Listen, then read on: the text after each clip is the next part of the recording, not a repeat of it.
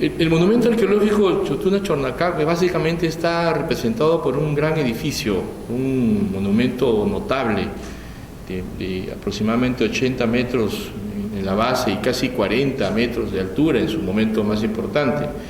Y está, obviamente, como muchos conocen, está asociado a una tradición oral, a una historia misteriosa, fantástica, ¿no? Como es la leyenda de Ñayla, que por más de un siglo ha sido objeto de interés de investigadores y de muchos interesados en el tema que han tratado de buscar explicaciones a esta versión, para algunos mítica, pero que cada vez tiene más argumentos arqueológicos. Nosotros estamos interesados en este tema también motivados por la historia de la tradición oral. Sin embargo, hemos querido buscar en este monumento explicaciones a la tradición oral, pero también al funcionamiento, ¿no? al desarrollo que ha tenido a lo largo de los años. Este es un monumento que aproximadamente debió levantarse entre el año 950 después de Cristo, el momento más importante de la cultura de Lambayeque, que es una típica pirámide, ¿no? De lados inclinados con rampa circunferencial, que la convierte en un gran edificio monumental. Siguiente. Nosotros hemos entrado nuestras investigaciones desde el año 2009 en este edificio pequeño, en Chornacap, una pequeña plataforma ubicada cerca del litoral del Pacífico, aproximadamente a casi 3,5 kilómetros al oeste del litoral del Pacífico y a 9 kilómetros al este de la ciudad de Lambayeque. Este es un edificio que está configurado por 3 niveles platafórmicos que apenas alcanzan los 15 metros de altura y que tiene una rampa central que la convierte en una plataforma en forma de una T, ¿no? Si usted ve la planta tiene una forma de T. En este lugar, siguiente, el profesor Christopher Donan excavó en 1981, 82, 83 y registra estos murales polícromos en el lado norte de Chornacap.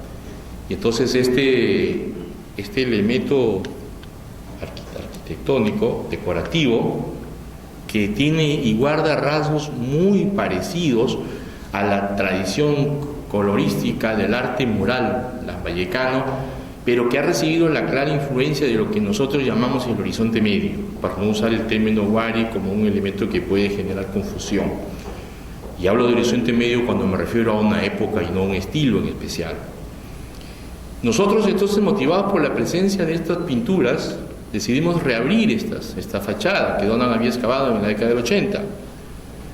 Y entonces, al abrir la fachada, lo que hemos registrado es una arquitectura sumamente compleja, en cuyo centro, que algunos de ustedes les puede sonar familiar esto, aparece una plaza, un patio, ¿no? Con una plataforma y en el fondo un trono para un personaje que estuvo seguramente techado por las evidencias de los postes que hemos encontrado y que articula todo un conjunto arquitectónico menor, pero de un enorme poder narrativo, es decir, nos remite a una reconstrucción de hechos y acciones que ahora no podemos ver, pero que a través de la producción material sí es posible percibir, ¿no? Este es un elemento singular. La arqueología peruana tiene registro de este tipo de materiales, pero en esta época no habíamos encontrado algo tan conservado. Es decir, cuando nosotros estamos frente a esta evidencia, lo primero que pensamos es que los personajes que habitan, que desarrollan las actividades rituales en este escenario, deben estar cerca, deben tener una residencia cerca, deben tener una sepultura cerca, ¿no? Entonces, estos escenarios deshabitados, abandonados, nos remiten a un funcionamiento. Yo por eso uso la palabra, el término narrativo, nos remite a un proceso. Entonces, siguiendo la línea de investigación, ¿no? Y recogiendo las evidencias que hallamos en el trono de Chornacap, como son estos materiales que provienen cerca del trono, este pequeño fragmento de madera con el grabado de una escena que conocemos como la recolección de los espóndilos, y estos dos fragmentos indiscutiblemente de factura lambayeque, e incluso en la que aparece el personaje mítico más representativo de esta sociedad, nos hace pensar a nosotros que la asociación entre la cronología que ofrece relativa a estos objetos tiene una relación directa con el trono, y que entonces debió funcionar probablemente entre el siglo XI después de Cristo. Siguiente. No solamente los fragmentos de cerámica de estilo Lambayeque, sino que evidencias de sacrificios humanos que ya no nos llevan al tema material, sino nos llevan al tema de los rituales. Es decir, en este lugar se desarrollan actividades rituales de profundo impacto social, ¿no? Una cosa es celebrar una ceremonia simple, ¿no? de ofrendas, y otra cosa es la celebración de un conjunto de sacrificios humanos donde grupos de personas son sacrificadas y son sometidas a un suplicio dramático. Estos osamentas tienen cortes, en algunos de ellos ha sido retirado la cabeza del cuerpo de una manera violenta, con cortes sumamente profundos, ¿no? La cervical 2 ha sido arrancada prácticamente, y entonces estamos frente a rituales de un impacto muy fuerte. Y entonces, por esa razón, usando los materiales que mostré, las evidencias arqueológicas y las osamentas, entonces nosotros pensamos en que este es el lugar donde se produce una actividad política y religiosa de alto impacto, es decir, actividades rituales en la parte central de las pinturas que remiten a desfile de personajes llevando cabezas, trofeos, y actividades de carácter privadas en el trono, donde un personaje principal desarrolla actividades con otro grupo de personas para tomar decisiones. Esa era la primera parte de nuestra excavación en el año 2009 y 2010. Pero por esa razón entonces nosotros decidimos ampliar la excavación, pero usar un criterio elemental en arqueología. Es decir, si hablamos tanto de la dualidad, ¿no? Entonces apliquemos la dualidad también para la investigación y pensamos, si en el norte hay un patio con un trono, con un elemento narrativo muy fuerte, entonces en el lado opuesto debe haber un complemento a este elemento. Y por eso entonces excavamos en el lado sur, y efectivamente en el lado sur del la Huaca aparece un conjunto de evidencias. Las primeras evidencias son materiales tardíos de la época chimuinca, pero debajo de una gran capa de arena. Entonces hemos documentado una arquitectura sumamente compleja que nosotros le llamamos la residencia. Originalmente le llamamos el palacio, pero uno de nuestros colegas aquí presentes tuvimos una fuerte discusión sobre cómo debemos denominar, ¿no? el término palacio o residencia, y creo que el término residencia se ajusta más a nuestra realidad, porque a veces usamos términos occidentales que no tienen ninguna relación con las evidencias arqueológicas de la zona andina. Este es un escenario fantástico, es una residencia donde existen una serie de elementos arquitectónicos que giran en torno a un altar principal y un altar menor, que se conecta por intermedio de esta especie de área de transformación, la misma que tiene en sí un conjunto de elementos de recorridos que articula espacios, escenarios, y que nos permite establecer que este elemento fue construido con una función estrictamente ritual, pero también de carácter habitacional. El lado opuesto a la residencia es un área común, es un área como de servicios, donde aparecen pequeñas habitaciones con puntos para abastecerse de recursos. Entonces, aquí parece que la actividad está relacionada con grandes concentraciones humanas para festines. Dicho esto, entonces, con el trono y la residencia, nosotros teníamos un argumento suficiente para poder construir una historia de este sitio y hablar de Chornacá como el gran palacio, o la gran residencia de élite, de la élite de Lambayeque durante el siglo XI. Sin embargo, aparece un conjunto de ofrendas, un conjunto de intrusiones que nos llevan a registrar una serie de episodios funerarios de personajes de orden intermedio, ¿no? Algunos de ellos con ofrendas humanas, pero una de las principales intrusiones que hemos excavado es aquella en la que ha sido documentada la tumba de la sacerdotisa de Chornacá, que guarda en su sepultura un conjunto de ofrendas de un enorme valor. Podríamos decir nosotros que estamos hablando de un personaje que tiene la capacidad no solamente de ser sepultada con 8 personas en una tumba para ellas, ¿no?, exclusivamente, sino que tiene bienes de un enorme valor que provienen de muchas regiones, del Ecuador, de la zona oriental, de Cajamarca y del sur.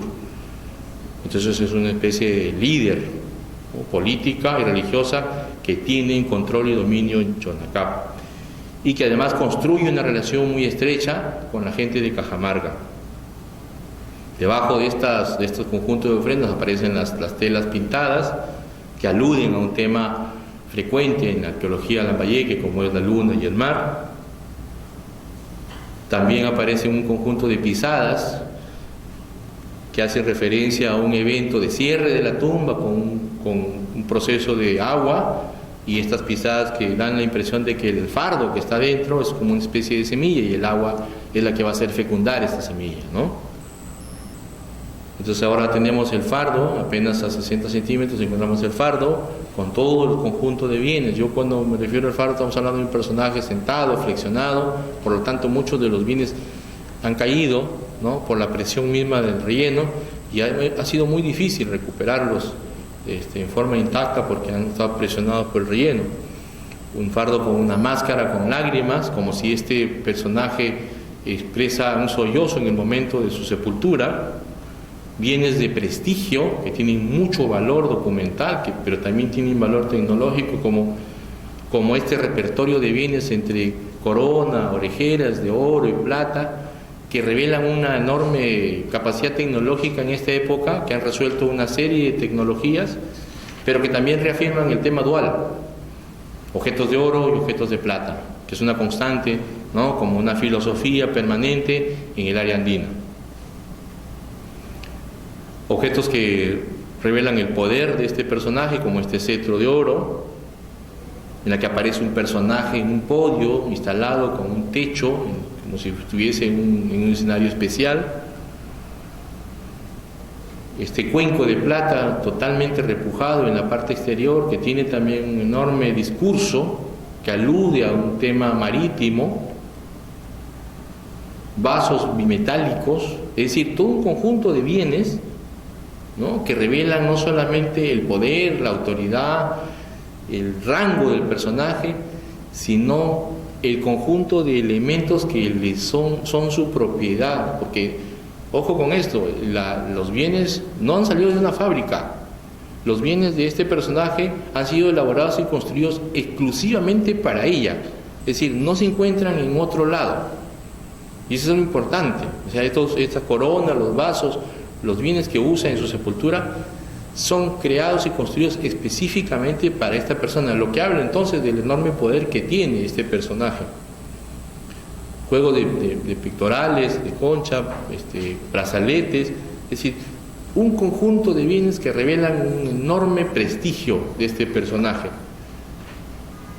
Incluso hay algunos bienes que no son de la zona de Lambayeque, como estos que están a este lado, que provienen del Ecuador, y que hablan muy bien de las relaciones que se construyen a partir del espóndilus, del conus, y de un conjunto de bienes que son movilizados desde el Ecuador y Colombia.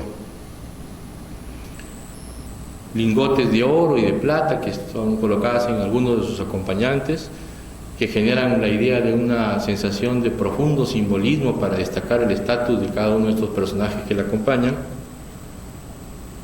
Y juegos de cerámica como si tuviese una vajilla completa para este viaje al otro mundo, en la que lleva la vajilla, ¿no?, para seguir usando en esta otra vida, en la que se convierte en un ancestro, ¿no?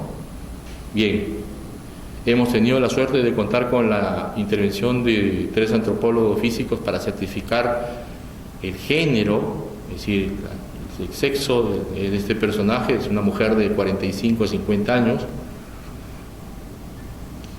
Hemos hecho una reconstrucción de la posición de los objetos, de la distribución, de las relaciones que establece en el ámbito macro-regional. Pero a nosotros nos interesa, yo creo que más allá del valor de los objetos, nos interesa saber qué podemos decir de todo este conjunto de bienes, hasta dónde podemos llegar en la interpretación, porque los museos están llenos de estos objetos bonitos, están llenos las vitrinas de objetos de oro, y qué bien, pero nosotros necesitamos entender cuál es la función, cómo podemos construir una historia a partir de estos bienes. Y entonces para nosotros existen 3 niveles de bienes. Un grupo de bienes que demuestran el estatus político, es decir, bienes que el personaje usa en el estricto función de su investidura política como autoridad, como gobernante. Y la corona es indiscutible. El cetro es otro bien que usa para destacar, es un rasgo que aparece para definir el rol político como autoridad. En segundo lugar, este personaje tiene un rango sacerdotal, es una sacerdotisa, es una gobernante, es una sacerdotisa, y para demostrar ello tenemos los conjuntos de orejeras, vasos y copas que son para estas grandes ceremonias rituales, donde se hacen libaciones simbólicas, ¿no?, en estos bienes de alto valor, de oro, plata y aleaciones. Y un tercer grupo de bienes que hablan de su estatus semidivino, es decir, que no son para la vida, son para la muerte, entre comillas, para la otra vida. Entonces ahí tenemos nosotros la máscara, que no la usa en vida, las telas pintadas y la miniatura de la litera, que es para trasladarla y transportarla al otro mundo. Entonces fíjese cómo a partir de los objetos podemos entrar en el entendimiento de que tenemos los roles político, religioso y semidivino, es decir, cuando este personaje muere se convierte en una deidad, y para eso tiene un conjunto de bienes. Bien, no solamente tiene los bienes, sino que además administra un corpus iconográfico que son su propiedad y que revelan su investidura y la relación que tiene con esto, sobre todo con dos niveles, la luna y el mar, entendiendo estos dos escenarios como escenarios femeninos, que destacan su rasgo de género, ¿no? La luna mítica y el mar, la madre de las aguas. Afortunadamente, y ahora ya voy a ir terminando para luego pasar a las preguntas, debajo de la sepultura de la sacerdotisa aparece en forma inesperada una nueva tumba, es decir, un evento que los arqueólogos no teníamos en el repertorio, un evento funerario que no habíamos pensado. Es decir, estamos pensando siempre que los personajes todos tienen su tumba independiente y que cada uno de ellos goza del privilegio de tener un espacio propio, ¿no? Sin embargo, aquí lo que tenemos nosotros debajo de una tumba importantísima, aparece un personaje sepultado mucho antes, y por lo tanto lo primero que pensamos es que hay una relación entre ambos, y lo que tenemos que saber ahora es cuál es esa relación, cómo podemos establecer ese vínculo que tiene a este personaje que está bajo la tumba de la sacerdotisa. Nosotros lo bautizamos con el nombre de el personaje de los espóndilos, ¿no?, haciendo alusión al conjunto de espóndilos que acompañan a la sepultura. Tiene 10 juegos de espóndilos a cada lado, a la mano derecha y a la mano izquierda, y ese es el elemento que parece ser el que destaca en la sepultura de este personaje. Este personaje aparece en nivel más profundo, pero además también asociado al agua, lo que nos hace suponer a nosotros que probablemente estos espóndilos son colocados intencionalmente en el nivel del agua, porque es del agua de donde provienen. Y entonces hay una relación directa entre el agua como vehículo para la llegada de estos hombres y el agua también como vehículo para la llegada de espóndilos. Aparecen bienes también de prestigio, orejeras, cuchillos, una botella mochica tardía que parece ser una reliquia para esta persona que la preserva en la sepultura, botellas lambayeque, ¿no?, con la efigie del personaje mítico conocido como Naila. Es decir, todo un conjunto de bienes, lo que nos hace por nosotros pensar en una sepultura tipo mausoleo, es decir, el espacio para la sepultura de la familia. Es este personaje un miembro de la familia de la sacerdotisa, este puede ser un primer esposo, un hermano mayor, este es un individuo de aproximadamente 30 años en el momento de la muerte, pero que construye una relación seguramente en vida, pero que no se pierde más allá de la muerte. Y entonces lo que tenemos nosotros es esta superposición de la tumba del personaje de los espóndilos, la residencia y luego la tumba de la sacerdotisa de Chornacab. Ambos forman parte de un espacio común, pero en momentos diferentes. Entonces ahora nosotros podemos hablar de Chornacab, no como la Huaca Chornacab, sino como el templo de Chornacab, donde tenemos el trono, ¿no?, la residencia y el mausoleo para la sacerdotisa y para el personaje de los espóndilos. Y entonces creo que a partir de estas evidencias podemos empezar a contar una historia que seguramente debió empezarse a contar cuando Martín Farrochumbi le cuenta a Cabello la historia de Naila, ¿no?, y le dice que desde muy lejos del extremo del Perú llegan unos hombres. Es probable que estos hombres sepultados en este lugar tengan mucho que ver con esta narración.